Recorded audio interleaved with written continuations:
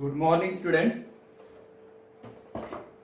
हम लोग मैट्रिसेस में पढ़ रहे थे product of two matrix, algebra of matrices के अंदर में, याद है? कुछ लोगों को समझने में थोड़ी दिक्कत हुई होगी क्योंकि थोड़ा सा मतलब बाकी टॉपिक से थोड़ा हटके, मगर बार बार प्रैक्टिस करोगे ना तो ये सब अच्छे से समझ में आ जाएगा। चलो ठीक है, थोड़ा समझ लेते हैं कि प्रोडक्ट ऑफ मैट्रिक्स क्या था। टॉपिक का नाम था अपना प्रोडक्ट ऑफ टू मैट्रिसेस या टू मैट्रिक्स, यानी दो मैट्रिक्स का प्रोडक्ट कैसे करना है। सबसे पहले कंडीशन आती है इसके अंदर में कि आपके पास जो दो मैट्रिक्स है इसका मल्टीप्लाई पॉसिबल है, एग्जिस्ट है, डिफाइन है कि नहीं है, ये पहले देख लेते हैं। तो सबसे पहले आएगा इस मैट्रिक्स का ऑर्डर। तो मान लेते कि suppose that the order of the first matrix, ये जो फर्स्ट मैट्रिक्स दिख रही ना आपको, ये सेकंड मैट्रिक्स, फर्स्ट का सेकंड से मल्टीप्लाई पॉसिबल है क्या? मतलब m मल्टीप्लाई या m क्रॉस p या m बाई p, ये फर्स्ट मैट्रिक्स का ऑर्डर हो गया। सेकंड मैट्रिक्स का ऑर्डर m बाय n, ठीक है। अब यहाँ पे देखो तो एक चीज आपको नहीं, एक चीज कॉमन दिख रही है यहाँ पे, कौन सी? सेम दिख रही है कि इनका ऑर्डर क्या आ रहा है, सेम। जब इन दोनों का पहले मैट्रिक्स का कॉलम दूसरे मैट्रिक्स का रो इक्वल आ रहा है, यानी number of columns of first matrix is equal to number of column पे जगह क्या आएगा, रोज ऑफ सेकेंड मैट्रिक्स, पहले मैट्रिक्स के कॉलम दूसरे मैट्रिक्स के रोज अगर इक्वल आते हैं तो प्रोडक्ट क्या होगा, एग्जिस्ट होगा। अब इसको देख लेते कि ये फर्स्ट सेकेंड इंटू फर्स्ट आता है क्या, सेकेंड और फर्स्ट का मल्टीप्लाई हो सकता है क्या? तो इसको पहले लिख देते फिर, जिसका ऑर्डर है p बाय n और इस मैट्रिक्स का ऑर्डर है m बाय p। अब यहां देखो इसका कॉलम है n और इसका कॉलम है, यहां पे ये दोनों के दोनों इक्वल नहीं है, मतलब ये हुआ कि इन मैट्रिक्स का प्रोडक्ट नहीं कर सकते, नॉट एग्जिस्ट, नॉट डिफाइंड।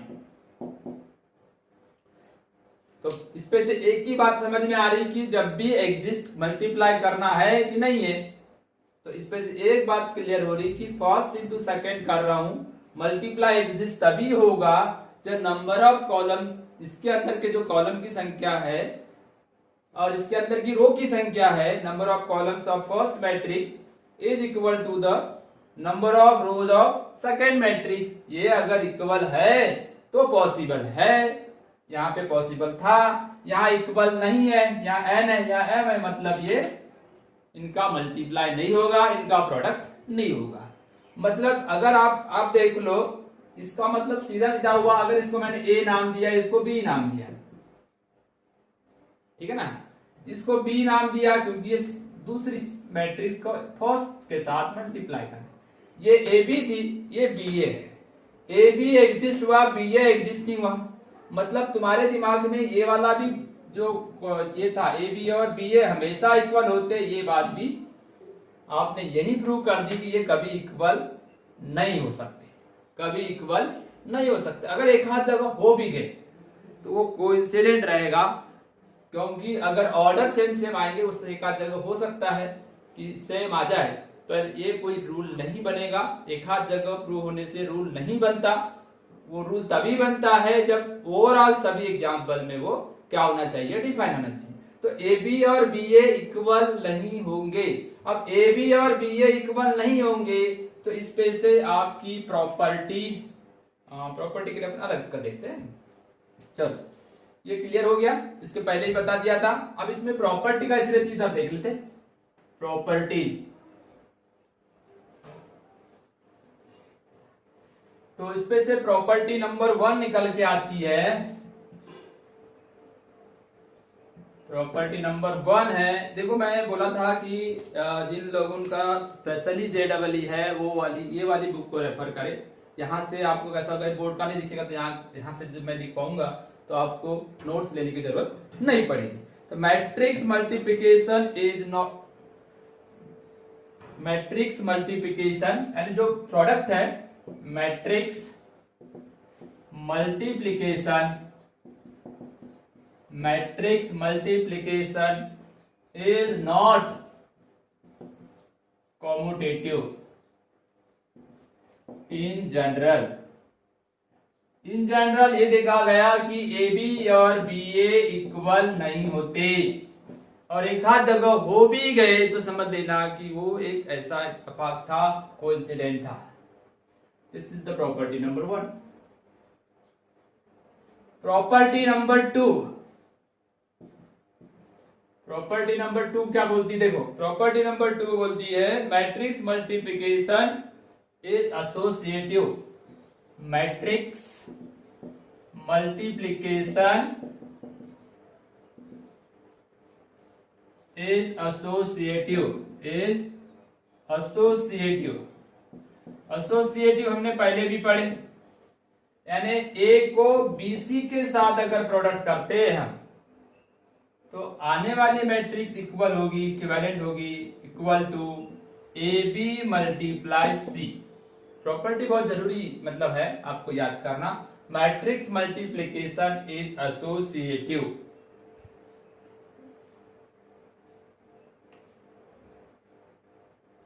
मगर वही चीज है whenever if both the sides are defined, ये साइड भी डिफाइन हो रही होगी, ये साइड भी डिफाइन हो रही होगी तो पॉसिबल है। यहाँ पे भी मतलब कहीं ना कहीं थोड़ा सा संदिग्धता है, थोड़ा सा मतलब कहीं ना कहीं दोनों साइड डिफाइन हुई। डिफाइन का मतलब ये नॉट डिफाइन वाला था, इसके ऊपर वाला डिफाइन था, मतलब पहले मैट्रिक्स का कॉलम और दूसरे मैट्रिक्स का रो इक्वल आना चाहिए, डिफाइन होना चाहिए, both the sides are define, तभी ये वाली केस पॉसिबल है। ठीक है ना। तो ये दो प्रॉपर्टी आपको तो बहुत अच्छे से याद रखना है।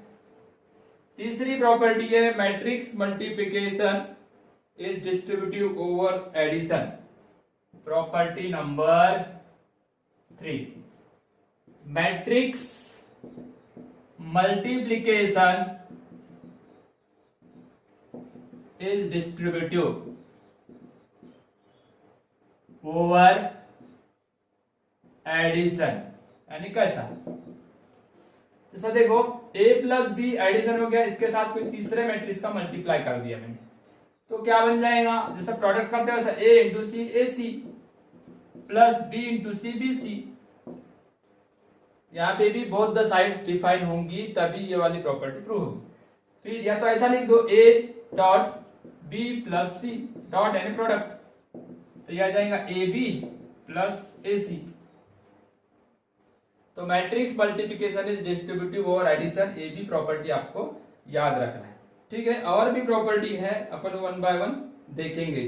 यहां लिख दो whenever both the sides are defined, दोनों जगह whenever both the sides are defined, this is the commutative AB और BA इक्वल होते ही नहीं है, और एक हाथ जगह आ गए तो कोइंसिडेंट समझने का, ये इक्वल होते हैं मगर if the both the sides are defined, यहाँ पे भी both the side are define होगा तभी ये वाली प्रॉपर्टी क्या होगी, एग्जिस्ट होगी। चलो कल पहले तो समझ लेते हैं कि प्रोडक्ट करते कैसे।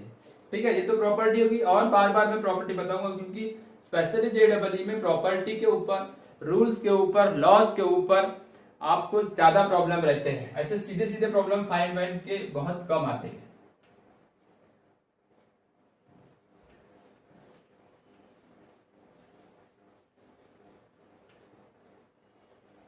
तो बेटा इसके बाद देखते हैं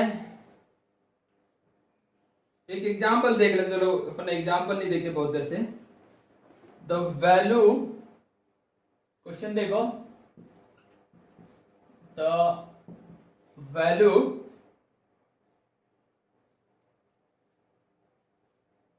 ऑफ x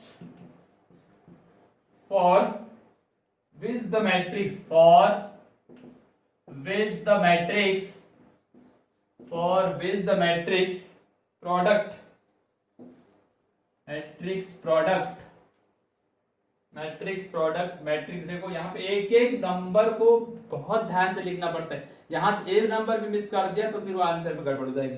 फर्स्ट रो है 207, अब भी एग्जाम देते समय ध्यान रखना कि नंबर बराबर आना चाहिए, 0 1 0 1 -2 1। सेकेंड मैट्रिक्स है बेटा -x 14x 7x 0 1 0 x -4x -2x equals an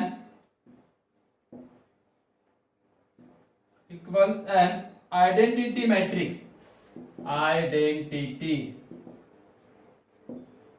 matrix is four option है 1/2 1/3 1/4 1/5, फोर ऑप्शन है 1/2 1/3 1/4 और डी ऑप्शन है 1/5। ठीक है, अब देखो कि सबसे पहले ये जो मैट्रिक्स दिख रही है इसका प्रोडक्ट डिफाइन होगा कि नहीं होगा, होगा तो फिर मल्टीप्लाई करेंगे, अदरवाइज नहीं करेंगे। अब यहाँ इक्वल्स है बोल रहा है वो, मतलब डिफाइन रहेगा तभी तो वैल्यू निकलेगी, मतलब यहाँ पे डिफाइन है। इसका ऑर्डर है 3/3 और इसका ऑर्डर भी 3/3। ओके, अब डिफाइन है क्योंकि देखो यहाँ 3 है और यहाँ पे भी 3 है, ये दोनों कैसे है, इक्वल है, ये दोनों कैसे इक्वल है, मतलब हम इसको इसके साथ प्रोडक्ट कर सकते हैं। अब प्रोडक्ट करेंगे तो क्या मिलेगा, बोलता है इक्वल्स टू आइडेंटिटी मैट्रिक्स आई जो पहले से पढ़े ना, आइडेंटिटी टाइप्स ऑफ मैट्रिक्स है, जो नहीं पढ़े होंगे ना उनको मैं बताऊंगा आई क्या होता है। अब जो फर्स्ट टाइम भी पढ़ रहे वो भी देख लो, वो भी समझे, उनको भी समझेगा, उनको ये दिमाग में नहीं रखना है कि मैं पहले नहीं पढ़ा था। ठीक है, आज फर्स्ट डे है मेरा भी और आपका भी, ये समझ के आपको इसको डील करना है। तो यहाँ पे कैसा होता है प्रोडक्ट, देखो प्रोडक्ट करते समय क्या करना पड़ता है, यहां से रो लेना है, यहां से कॉलम लेना है, सिंपल लॉजिक है। अब आने वाली जो मैट्रिक्स होती है ना, जैसा देखो ये मैट्रिक्स आपकी मैट्रिक्स आने वाली मैट्रिक्स है, इसका मैं इसके साथ प्रोडक्ट करूंगा, तो पहले प्रोडक्ट तो कर लेते हैं। फर्स्ट रो फर्स्ट कॉलम, तो यहां से अपन क्या करते 2 0 7 first row first column -x 0 x। Product करने का तरीका देख लो, फर्स्ट रो फर्स्ट कॉलम, अब आगे बढ़ो first row second column 2 0 7 14x 1 और -4x हो गया फर्स्ट रो सेकंड कॉलम। आगे बढ़ो, है ना, 2 0 7 first row third column 7x 0 -2x। ठीक है बेटा, फर्स्ट रो थोड़ा स्लो इसलिए बता रहा हूं कि शुरुआत में समझना जरूरी है सभी को, किसी को जल्दी समझ जाता है, किसी को थोड़ा लेट समझता है, इसलिए थोड़ा सा मैं टाइम लगा के बता रहा हूं। First row first column first row second column first row third column, ये भी करने की जरूरत नहीं पड़ेगी, आगे चल के एकदम फटाफट आंसर आएगा। मगर फटाफट आंसर लाने के लिए क्या करना पड़ेगा, पहले पूरा बेसिक कंसेप्ट समझना पड़ेगा, पूरी बातें पूरी समझना पड़ेगा, पूरा मैट्रिसेस आपको 11th 12th का समझना पड़ेगा, उसके बाद आप फटाफट आंसर लाओगे। ठीक है, तो रूल क्या बोलता है, first row first column first row second column first row third column. Okay ना, कोई प्रॉब्लम तो नहीं। चलो अब देखो तुम्हारी गाड़ी कहां तक जाएगी, है ना, अरे तुम्हारी गाड़ी वहां तक जाएगी जितने कॉलम होंगे, ये first column second column third column fourth column है क्या वहां पे, नहीं, गाड़ी को रोक दो, ब्रेक मारे तो क्या होगा, गाड़ी रुकेगी। आगे रोड नहीं है तो रोड बदल दो, तो रोड बदल दिया तो रोड क्या आएगा, सेकंड रो, मैंने रोड मतलब रोड बदल दिया, सेकंड रो वही second row first column. Okay, second row second column क्या लिखा हुआ है 14x 1 -4x। सेकंड रो, यहां से सेकंड रो ले लो, सेकंड कॉलम हो गया, सेकंड रो 0 1 0 सेकंड रो है 7x 0 -2x। ठीक है, सेकंड रो सेकंड कॉलम हो गया। फिर देखो second row first column second row second column second row third column, फिर कॉलम खत्म, फिर ब्रेक लगाया, फिर पीछे, पीछे तो पीछे आए तो क्या होगा, फिर रो चेंज, रो क्या है 1 -2 1, second third row first column -x 0x 1 -2 1, third row second column 14x 1 -4x, third row third column. थोड़ा लिखने में टाइम लगेगा, मेरे को यहाँ पे कैसे समझाने में टाइम लग रहा है, फिर लिखने में टाइम लगेगा। एक बार हम समझ जाएंगे, अच्छे से लिखते आ जाएगा, ये सब चीजें बंद हो जाएगी, हम डायरेक्ट जंप मार देंगे आंसर पे, है ना। तो शुरुआत में टाइम लग रहा है और बाद में आपको समय नहीं लगने वाला है। फिर से हमारा रोड समाप्त, फिर ब्रेक मार दिए। अब तो रुकना पड़ेगा क्योंकि इसके बाद अपने पास रोड ही नहीं है। ये फर्स्ट सेकंड थर्ड रो था, हमने आगे अपने पास रो नहीं है, इसलिए अब क्या करेंगे, पूरा कंप्लीट हो गया मल्टीप्लाई करने का पैटर्न। मल्टीप्लाई करने का पैटर्न फिर से देखो, फर्स्ट रो फर्स्ट कॉलम चलता रहेगा, first row second column first row third column, फिर change second row first column second row second column second row third column, फिर change third row first column third row second column third row third column. अब ये देखो corresponding element का multiply कैसा करते हैं, corresponding element का multiply कैसा होने वाला है, इधर ध्यान देना। ये इसका करस्पॉन्डिंग है तो ये हो गया -2x, फिर ये इसका करस्पॉन्डिंग है तो ये हो गया 0, और ये इसका करस्पॉन्डिंग है तो ये हो गया 7x। क्लियर, आगे करते जाओ। 28x क्लियर हुआ। पहले प्रोडक्ट तो करते, प्रोडक्ट करने के बाद भी बताता हूं क्या करना है अपने को। 28x फिर 0 फिर -28x, ठीक है ना। फिर इधर आ जाओ 14x फिर 0 फिर -14x। कैसे प्रोडक्ट कर रहा हूं, इसका इसके साथ फिर दूसरा फिर इसका तीसरा तीसरे के साथ, बराबर रहेगा, याद रहेगा। हाँ अब यहां आ जाओ, फर्स्ट के साथ 0, ये भी 0 और ये भी 0, तो कुल मिला के तीनों 0 है। फिर सेकंड के साथ ये हो गया 0, ये भी हो गया 0,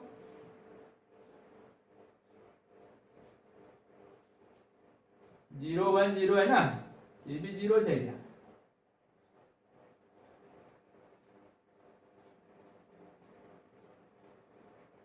सेकेंड रो, अच्छा तो यहां है ना, यहां पे सेकेंड रो सेकेंड कॉलम तो क्या आएगा बेटा, पहला भी 0 दूसरा 1 तीसरा 0। फिर यहां पे आ जाओ, इसका इसके साथ 0 फिर इसका इसके साथ फिर 0 और फिर 0, ठीक है। चेंज, अब थर्ड रो में आ जाओ, थर्ड रो फर्स्ट के साथ सेकंड के साथ 0, थर्ड के साथ x। अब यहां पे 14x -2 -4x, आगे बढ़ो। फिर इसका इसके साथ 7x -0 -2x, 7x 0 और -2, और बहुत देखना पड़ता है क्योंकि यहाँ प्लस माइनस बहुत आते हैं। ये आ गया प्रोडक्ट, पूरा कंप्लीट प्रोडक्ट हुआ गया। अभी पूरा कंप्लीट प्रोडक्ट और देख लेते हैं और आगे बढ़ाते हैं क्या आता है, देखते हैं। ये कितना आ रहा है 5x, बाकी के सब 0 हो रहे, देख लो ये भी 0 है ना, 0 और वो भी 0 आ रहा है, ये भी 0 आ रहा है और ये 1 आ रहा है, वो वाला 0 आ रहा है, ये भी 0 आ रहा है, ये भी 0 आ रहा है, ये 0 नहीं आ रहा है क्या। 14x -2 -4x, चलो 0 नहीं आ रहा, तो ये आ रहा है तुम्हारा कितना 10x -2, 10x -2।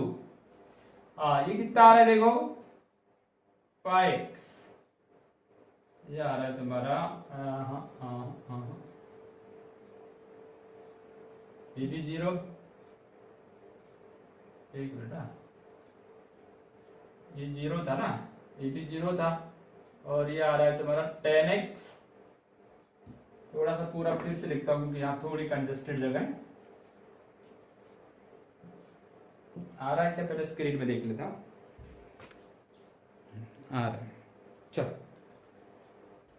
तो बेटा ये आएगा तुम्हारा 5x, ये 0, वो भी 0 हो रहा है, ये भी 0 हो रहा है, ये 1 आ रहा है और ये भी 0 हो रहा है, ये भी तुम्हारा कैंसिल 0 हो रहा है, ये 10x -2 और वो आ रहा है 5x। ठीक है, ये आ गया आपका प्रोडक्ट। किसका प्रोडक्ट? ये दोनों का प्रोडक्ट बताना है, ये दोनों का प्रोडक्ट है। पहले लिख लीजिए आप इसको अच्छे से, एक बार पूरा अच्छे से लिख ले। एक बार फिर समझा देता हूं कि आपको प्रोडक्ट करना कैसे। प्रोडक्ट डिफाइन कब होगा? जब पहले का कॉलम दूसरे का रो इक्वल होगा तो मल्टीप्लाई करने का, अदरवाइज नहीं करने का। अब जब प्रोडक्ट करेंगे तो कैसा करेंगे? First row first column, first row second column, first row third column, यानी पहले मैट्रिक्स से रो लेना है, दूसरे मैट्रिक्स से कॉलम लेना है। इस तरीके से पूरे 9 एलिमेंट का प्रोडक्ट करना है। फिर ये जब ऐसा हो जाएगा तो फिर एलिमेंट कैसे रहेंगे? इसका फर्स्ट, इसका सेकंड, इसका थर्ड, इनको मल्टीप्लाई करके प्लस करो, मल्टीप्लाई करके प्लस करो। ये टेक्निक से हमको प्रोडक्ट करते करते जाना है। ठीक है, तो ये हमने ला दिए प्रोडक्ट। ओके, उतार के हो गया, फटाफट उतार लो।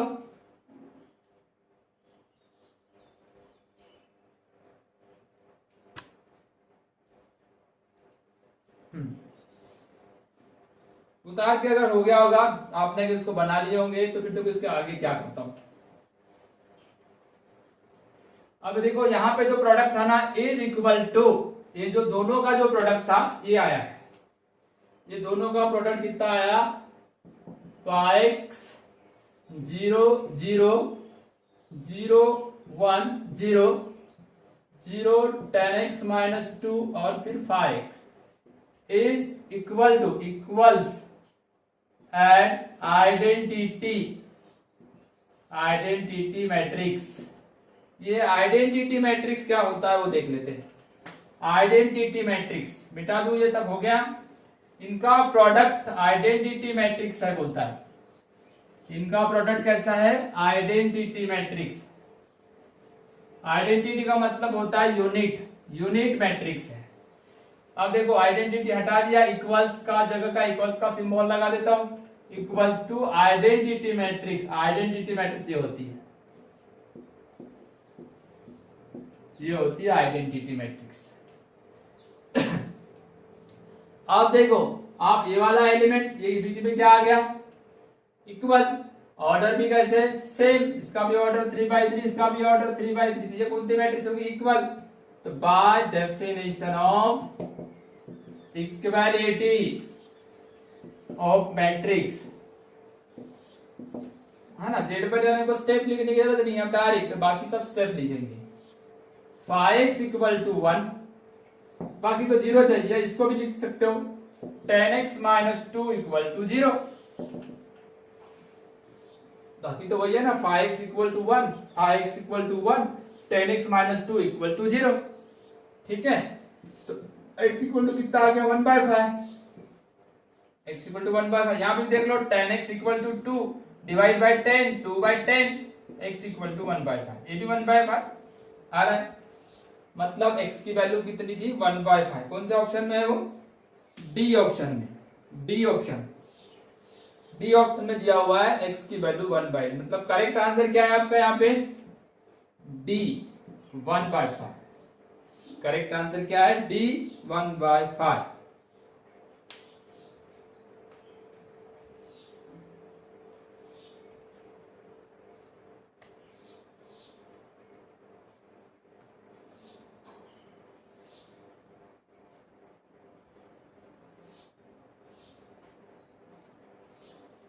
हो गया बेटा, लिख लो। क्या आगे के एग्जाम्पल देखते हैं। सबसे पहले तो आपको समझना है कि प्रोडक्ट करने का तरीका कैसा है, वो समझ जाए तो सब कुछ अच्छे से आएगा।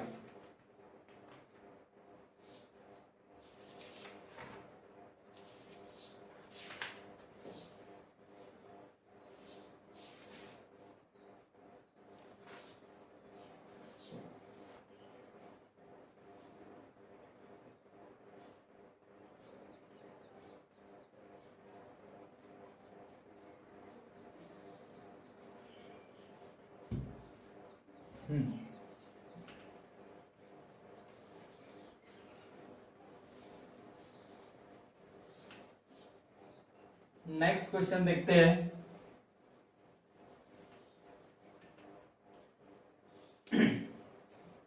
Next number A equal to दिया 1 माइनस 1 2 और सेकेंड रो में 0 माइनस 1 3। दो बार देखना पड़ेगा क्योंकि अगर एक भी एलिमेंट गड़बड़ होगा तो फिर जो पूछा है वही आंसर नहीं आएगा। यहाँ पे फर्स्ट कॉलम है 2 माइनस 3 0 माइनस 2 3 0 माइनस 2 3 0 1 माइनस 1 2। ठीक है, ए बी इज 4 ऑप्शन है इसके अंदर में यूनिट मैट्रिक्स,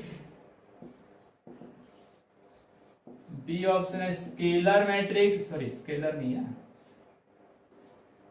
जीरो मैट्रिक्स, तीसरा ऑप्शन है non singular matrix, non singular, और ये डी ऑप्शन दिया है स्केलर मैट्रिक्स। मतलब कुल मिला के इस एग्जाम्पल में भी हमको ए बी निकाल के देना है। पहले ए बी डिफाइन होते होगा तभी तो आंसर आ रहा है। अब यहाँ ए बी डिफाइन होता है क्या नहीं वो देखते। ए बी,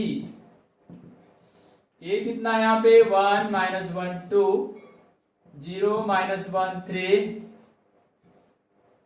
माइनस 2 1 3 माइनस 1 0 और 2। इसमें ऑर्डर क्या है देखते हैं। इसका ऑर्डर है 2/3, इसका ऑर्डर है 3/2। मतलब मेरे पास जो कंडीशन है वो एग्जिस्ट हो रही है। फर्स्ट मैट्रिक्स का कॉलम सेकेंड मैट्रिक्स का रो इक्वल आ रहा है, मतलब ये दोनों मैट्रिक्स में प्रोडक्ट पॉसिबल है, एग्जिस्ट है। अब आने वाले मैट्रिक्स का ऑर्डर क्या होगा ये भी तो आपको डिसाइडेड रहता है। ये देखो ये यहाँ 2 है, इसका 2 और इसका फर्स्ट इसका लास्ट, तो ये आ गया आपका 2/2। क्या आ गया 2/2। मतलब कितने एलिमेंट रहने वाले हैं यहाँ पे 4। मतलब कितने एलिमेंट रहने वाले 4। तो यहाँ जो रहेगा वो क्या रहेगा row number 1 column number 1 R1 C1, row number 1 column number 2, row number 2 column number 1, row number 2 column number 2। ठीक है ना, ये आपकी क्लियर होगी पोजीशन। अब हमको करना क्या है, यहां से रो लेना है, यहां से कॉलम लेना है। क्या बोलते हो, यहां से रो लेना है, यहां से कॉलम लेना है, यहां से रो लेना है, यहां से कॉलम लेना है। ठीक है, कोई दिक्कत नहीं। अब प्रोडक्ट देखो कैसे होता है। सबसे पहले एग्जिस्ट है क्या नहीं वो देख लो, आने वाले मैट्रिक्स का ऑर्डर बता दो। अब यहां से रो लोगी, इस मैट्रिक्स से रो लेना है और यहां से कॉलम लेना है। अब देखो प्रोडक्ट कैसे करते हैं। फर्स्ट रो फर्स्ट कॉलम, यहां से फर्स्ट रो लो, यहां से फर्स्ट कॉलम -2 3 0 हो गया। फिर फर्स्ट रो सेकेंड कॉलम 1 -1 2, यह आ गया आपका first row first column, first row first column, first row second column. अब आप बोला था ना कि आगे रोड खत्म, तो फिर क्या करोगे चेंज, तो चेंज कर दो, तो यह आ जाएगा second 0 -1 3 first column, second row first column, लिखा ना R2 C1। सेकेंड रो यहां से लेना है, कॉलम यहां से लेना है। Second row second column 0 -1 3 1 -1 2। इतना तो कर ही सकते आप। अब इसको क्लोज कर दो। अब प्रोडक्ट करेंगे तो क्या आता है देखते हैं। फिर इसका मल्टीप्लाई करो -2 -3 +0 -2 -3 0। फिर इसका इसके साथ 1 +1 +4, यहां आ जाओ, ये 0 -3 फिर 0 0 -3 0, आगे 0 +1 +6। अब आगे बढ़ो, ये आ गया आपका -5, ये +6 -3 और 7, -5 6 -5 6 -3 7। कहीं भी अगर गड़बड़ होती तो एक बार और चेक कर लेने का, क्योंकि यहाँ पे कुछ भी हो सकता है, क्योंकि थोड़ा ध्यान हटा है ना, ध्यान हटा और दुर्घटना घटी वाली किस्सा नहीं होना चाहिए, तो इसलिए ध्यान को हटाना नहीं है और दुर्घटना का सामना करना नहीं है। तो ये हो गया आपका, इसका डिटर्मिनेंट चेक करो। ए बी का डिटर्मिनेंट -5 6 -3 7। डिटर्मिनेंट कैसे निकालते हैं बेटा, आपको तो पता ही है, डिटर्मिनेंट निकालने का फॉर्मूला या इसका और इसका मल्टीप्लाई, -5 × 7 माइनस इसका और इसका मल्टीप्लाई -3 × 6, ये हो गया कितना 35, वो भी माइनस, देखो माइनस है, माइनस और माइनस प्लस 18, ये आ जाएगा 17, और ये 0 नहीं आया, 0 नहीं आया, मतलब डिटर्मिनेंट 0 नहीं आने का मतलब ये हुआ -17 आएगा, कितना आएगा -17। डिटर्मिनेंट 0 आने का, डिटर्मिनेंट 0 आता तो सिंगुलर, या सिंगुलर है क्या, नहीं सिंगुलर है भी नहीं हो, नॉन सिंगुलर तो नॉन सिंगुलर है। यूनिट मैट्रिक्स में क्या होता है, ये 1 होना बाकी 0 होना, ये तो है नहीं, 0 तो पूरा 0 तो है नहीं। स्केलर में ये सेम होना बाकी के 0 होना, मतलब सिर्फ एक ही मैट्रिक्स, एक ही ऑप्शन सही है, वो है नॉन सिंगुलर। कौन सा ऑप्शन सही है, नॉन सिंगुलर मैट्रिक्स। ठीक है, नोट कर लो, एक होमवर्क दे देता हूं, आप इसको मतलब सॉल्व करने का, ठीक है। चलो इसको लिख लो फटाफट, होमवर्क लिखता हूं मैं। कुछ प्रॉपर्टी भी है और भी बहुत सारी चीजें, मगर इसको थोड़ा सी टाइम लेके, थोड़ा सा 2-4 दिन टाइम लेके हम अगर पढ़ेंगे, ये चीज समझ में आई तो फिर आगे में मतलब स्पीड अपने आप बढ़ जाती है, क्योंकि ये सब चीजें करने की जरूरत नहीं पड़ेगी हमको। यहाँ से सीधा यहाँ जंप करना है, ये यहाँ से सीधा यहाँ जंप करना, मतलब ये बीच की 3-4 स्टेप्स है, ये पूरी की पूरी हटाना है बाद में, है ना। तो ऑटोमेटिकली यहाँ से आ गया, मतलब आंसर ही आ गया, डायरेक्ट क्वेश्चन से आंसर पे जंप करना है, ठीक है।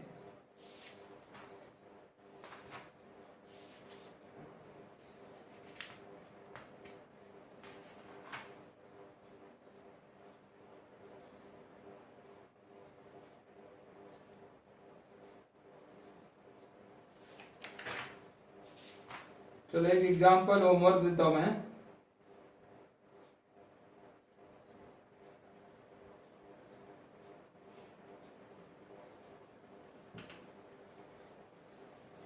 आपसे बन रहे मतलब समझ लेना कि आप पढ़ रहे, आपसे बन नहीं रहे मतलब समझ नहीं का आप पढ़ नहीं रहे। तो एक होमवर्क, ये होमवर्क बेटा मेरे को आज सेंड मत करना, थोड़ा सा मैं आज आउट ऑफ स्टेशन हूँ, मतलब गोंदिया में नहीं हूँ अभी, तो आपकी क्लास लेने के बाद तुरंत मैं बाहर चले जाऊंगा, तो आज मैं दिन भर नहीं हूँ। आपका होमवर्क मेरे को कल सेंड करना है, चलो ठीक है, कल मैं आपका होमवर्क चेक कर लूंगा। कल 2-3 दिन से थोड़ी प्रॉब्लम चल रही तो मैं बाहर हूँ। 4 8 -2 -4 -2 -4 prove that A square equal to 0, मतलब आपको क्या करना है यहाँ पे, ए स्क्वायर का मतलब क्या होता है, ए मल्टीप्लाई ए, यानी ये दो मैट्रिक्स का मैट्रिक्स के साथ मल्टीप्लाई कितना आना चाहिए, 0 आना चाहिए। आप चेक करके देखना, और कुछ एग्जाम्पल आपके बुक के भी बना सकते हो, ठीक है। चलो तो हम लोग अभी इसको एडअप करते हैं, और कल हम इसके वेरिएंट भी एग्जाम्पल और प्रॉपर्टीज के प्रॉब्लम लेके आएंगे, ठीक है बेटा। ओके बाय, फिर मिलेंगे हम नेक्स्ट क्लास में, ठीक है, बाय।